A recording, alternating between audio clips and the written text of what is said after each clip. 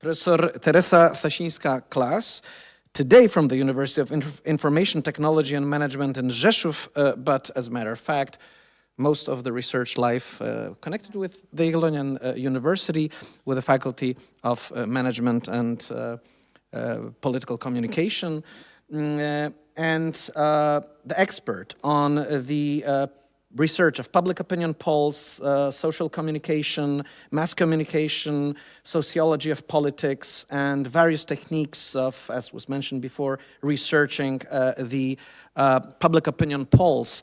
This will be also an interdisciplinary perspective, and it's also important to acknowledge that Professor Sasin-Klas used to be a vice president and president of Polish Political Science Association and a member of IPSA, so a lot of good connections here.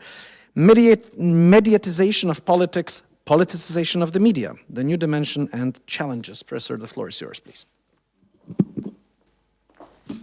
Yeah. Thank you for the invitation, because to discuss the new challenges in political science is always a current issue, because it's not the discipline when everything is simply answer, and we can say that okay, it's enough. We said everything. However, one topic which I found as sociologists and political scientists like you, which is a very unique situation, that at the same panel representative of both these disciplines are present together.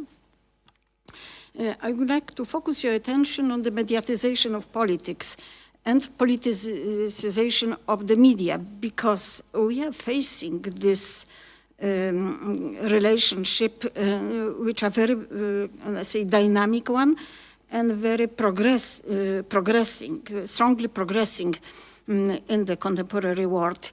It means political scientists per se should turn a little bit the interest, or I think a little bit more than till now, in the era where the relationship between politics and media is necessary to analyze. Will be probably better to find the answer when we are trying to understand the logic of the contemporary politics.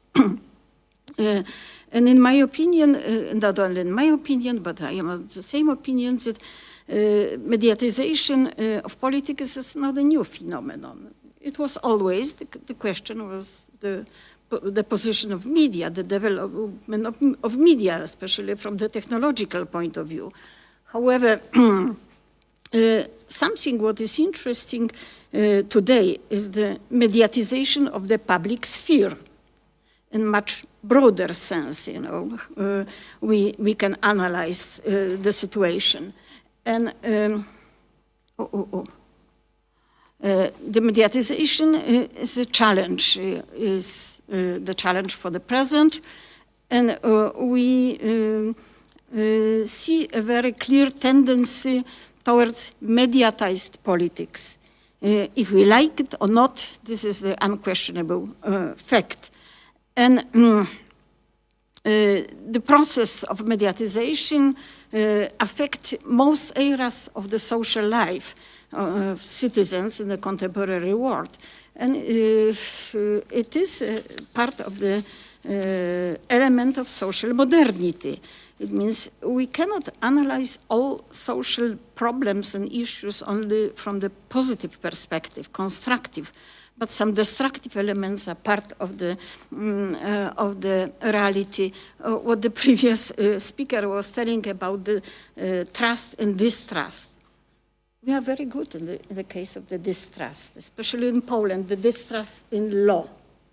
And could you imagine yourself how we can transfer distrust in law, which is on the ultimate level, to the level of expected trust in a legal system, in law, in legal regulations? It's only the question to the previous speaker, but I would like to return to the mediatization. The mediatization is, it was explained by media analysts and political science in the most simple way by Friedrich Krotz from Germany. as a certain set of processes resulting from the changes both in the media themselves and social and cultural changes. Very, very simple, definition, but it's showing us the era of the analysis, the framework for the analysis. And today, the citizens are living in a media-saturated world, exactly, and media-saturated conditions, which are influencing very efficiently the social process, the social life. It means it's a very dynamic process, and we should present a very dynamic perspective. As Auguste Comte was dividing the analysis for static and the dynamic. In the case of contemporary politics, we should use the dynamic approach, and mediatization is exactly helping or influencing tremendously the intensity of this dynamism.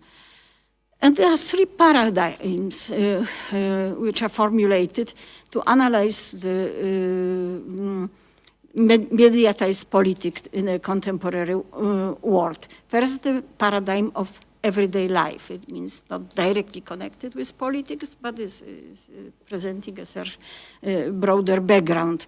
And our life is simply very actively, more and more, because of the development of new media. The word new media today is a little bit outdated because all media are new media.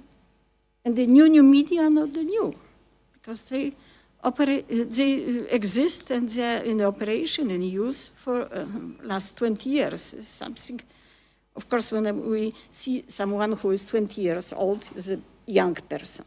But in the case of media, which are 20 years old are not so new in this sense in which Paul Levinson was trying to describe them. And of course, this is something what we are facing today.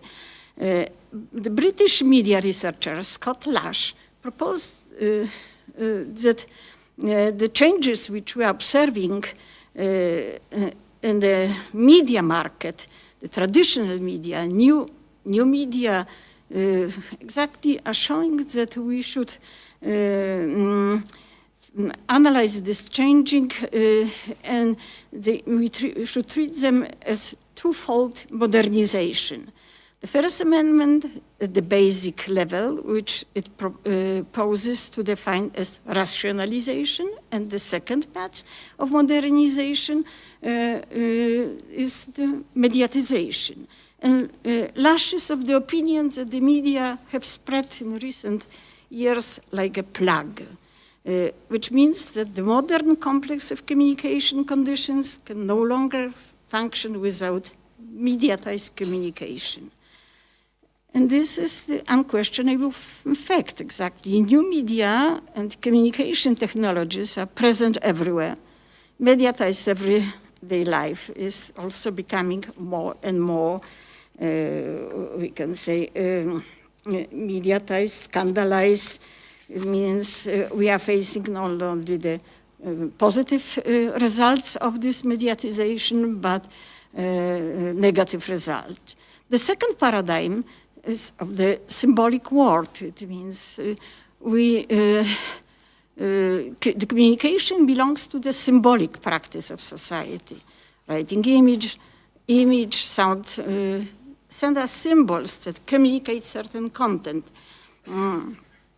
And we live in a world of symbols, which are the basis of social interactions. And symbolic interactionism is invoked here as a useful component of the theory of social action. And the third paradigm is a paradigm media and social change, and I will focus more on this in the next seconds. It means what is emphasized here, the dynamics of development, which I am repeating myself, but I would like to be clear that the dynamic approach is a crucial one. But it doesn't mean that it's easy to give an answer. We are simply trying to catch a certain stage of dynamism in the process of modernization, mediatization, the progressive modernization and change, which is not easy. But referring to the politics, which is the main subject of political science, politics today cannot exist without the media. And is communicate to us through the media. The media is a significant forum for the public discourse. And even now we are few weeks before the local election, and in the next schedule for June 9th is a EU election.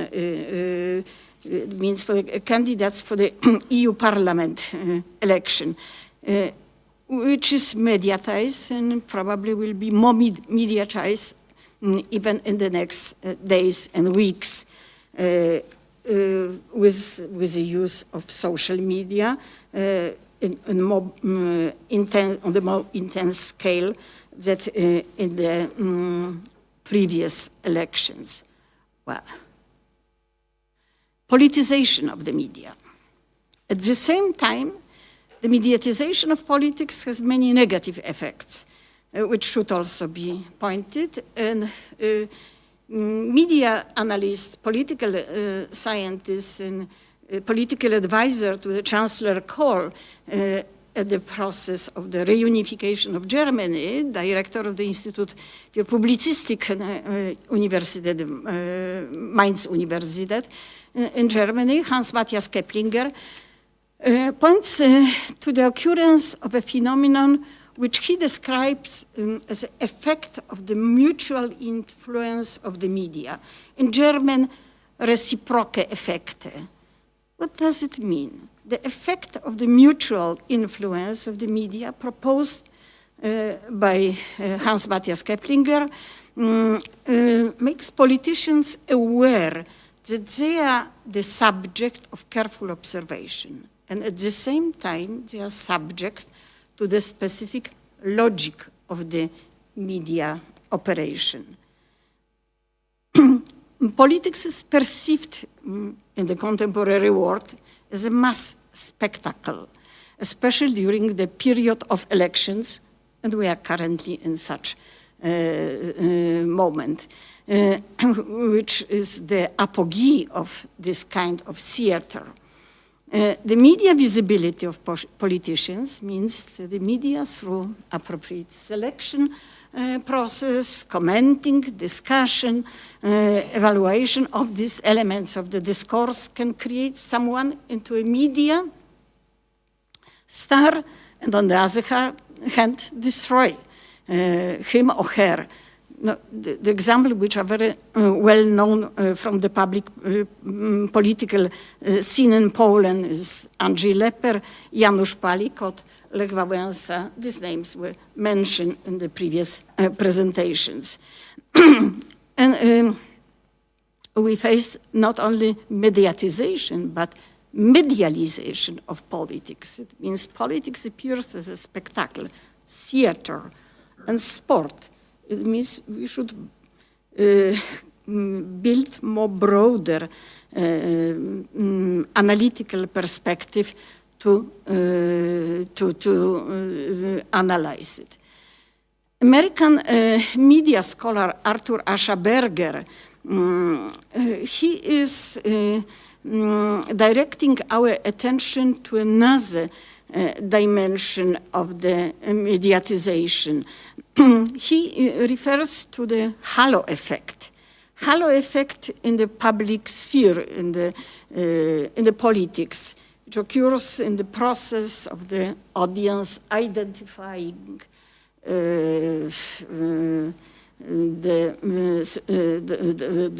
public situation with characters such as Superman, Wonder Man. It means these are certain similarities which he is trying to show.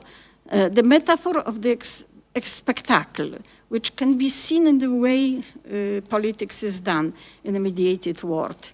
This is the definition exactly, the description of this, of the current result of this mediatization. The processuality of power is revealed here with a great force.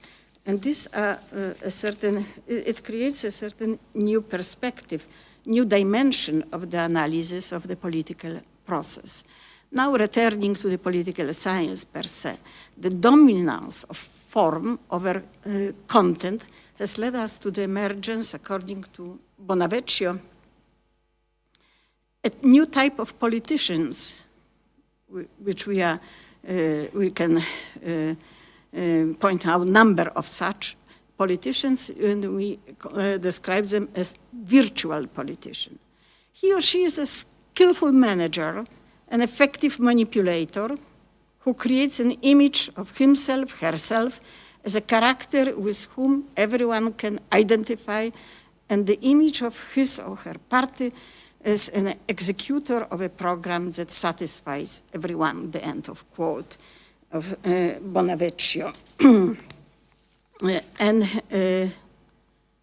how is the time is still a little bit, I have. And the politics is more and more often shown in the form of a fight as a spectacular sport. I think political scientists do not even try to analyze this, let's say, operational level of politics using such parallel. However, it's possible to find interesting conclusions when we try to open our analytical approach and use such a comparative perspective. Why? Because, watching the public scene, we can say that journalists sharpen the climate of political debates in every country, not only in Poland. In every country, such a situation is taking place. And they stimulate the emotions, and they tried to present controversies. And these controversies attract the public opinion, public attention. And there's not enough room for non-aggressive information. We are now in the, we should be in the more advanced stage of the debate for the local, in the local election. However, we are not in such advanced and efficient stage of the public debate because of many reasons. However, non-aggressive information, on the one side, does not invite us to this garden, to the political garden. On the other side, it should be less aggressive. The public discourse, public debate, exchange of views, programs and models. And it's actually the question is, how to find the golden solution, the satisfactory level and dimension of it. It's not easy to answer. And of course, watching this stage of the mediatized politics, we can easily to say that it helped, in quote, to the crisis of democracy, exactly. It intensified democracy, crisis of democracy, or certain, say, decline of the democratic model because of such experience. And we are facing today the process of the deepening democratic deficit. The question is now how to motivate people to vote when the democratic deficit is growing, is progressing, exactly. From the logic point of view, you can say how the deficit can progress, but it can progress. in a negative sense, exactly, in the negative direction. And Robert Dahl, in the 80s exactly, very dramatically warned the political scientists that the silent citizen is a misfortune for democracy. We are now in the situation that these silent citizens, or the citizens who are turning back and don't want to vote, or will vote against, exactly, demonstrate the negative emotions. This is something what we cannot say help to build democracy, to progress, to satisfaction from democratic arrangements. And of course, another element, another challenge, which is not easy to solve. However, I am trying only to focus your attention that these are the elements or the challenges connected with the politicization of the media and mediatization of politics is a process of isolating the political elite from citizens and their interests. It means these are the elements. And some other, scandalization, something what is very active, political journalism, which is in a, can I say, progress, but built on a very, can I say, negative, say, contribution. And we can say that all these points are showing that there is a certain crisis of communication, which leads to a crisis of democracy. The question is how, I must say, normalize, because it's impossible to simply cut completely, but how to put the mediatization of politics and politicization of the politicization of the media to a, can I say, satisfactory level that it will work and help to the democratic process. Thank you for your attention.